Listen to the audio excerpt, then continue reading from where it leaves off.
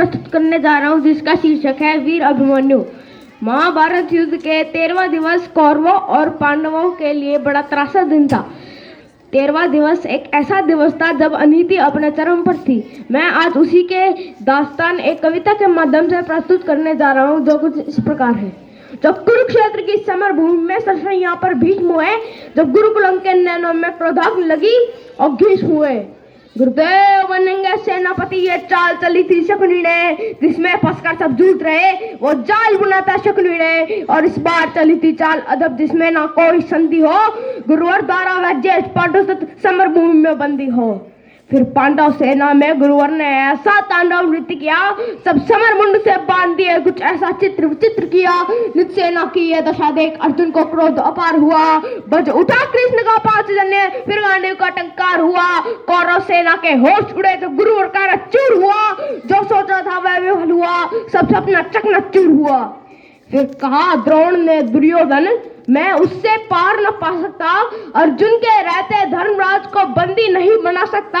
फिर कहा त्रिगर्तों ने मिलकर हम प्रण पे प्राण लड़ाएंगे, हम अर्जुन को ललकारेंगे और दूर तलक ले जाएंगे। हम जान रहे हैं अर्जुन से पा सकता कोई पार नहीं, पर इससे बढ़कर मित्र तुम्हें मैं दे सकता उपहार नहीं।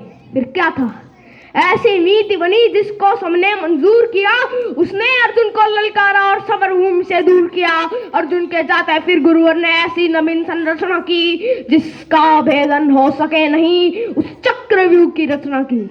पांडव सेना भयभीत हुई, यह देख शत्रु दल सुखी हुए, जो सदा शांतित रहते थे वह धर्मराज भी दुखी हुए। निज सैन्य तात को दुखी देख फिर शेर बबर को चुगना था, जो धनी धनुष के बनते थे उनको भी नाक रगड़ना था।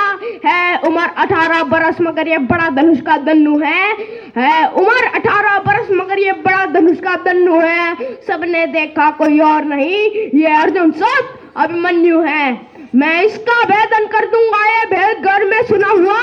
दादाजी चिंता दूर करो, ये सुनसाहस सा गुना हुआ। फिर अभिमन्यु के पीछे ही कुछ तेज चले, कुछ धीम चले, कुछ पैदल घोड़े, रथ सवार ले गदा गदाधर भीम चले। अभिमन्यु को ना रोक सका, वह द्वार तीसरे पार हुए, पर आज द्वार पर जयद्रथ था, चारों भाई लाचार हुए। अभिमन्यु ने मुड़कर देखा, पीछे ना कोई अपना था, पर विचलित तनिक ना हुआ वीर, ऐसा ही उसका सपना था।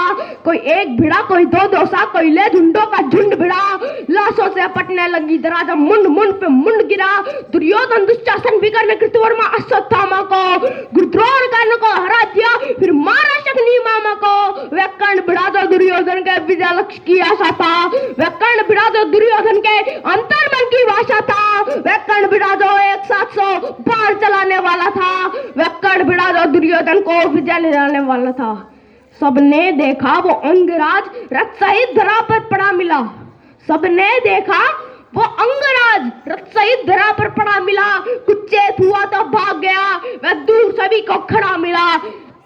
ये देख दुर्योधन हुआ कुपित, ले सबका नाम पुकारा है, सब इसे साथ मिलकर मारो, ऐसा आदेश हमारा है। फिर एक साथ भिड़ गए सातों ने ऐसा काम किया, रत्तों सारथी को मारा, घोड़ों का काम तमाम किया।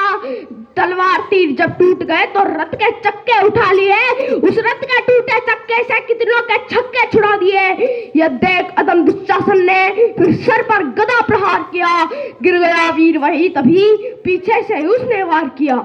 सब नियम युद्ध के भूल गए और ऐसा अत्याचार किया, फिर बारी बारी से सबने उसके सीने पर वार किया। ये मायापद की लीला है, मैं कृष्ण कहूँ घनश्याम कहूँ, कितनों को धूल चटाया है, कितने गुरुओं के नाम कहूँ।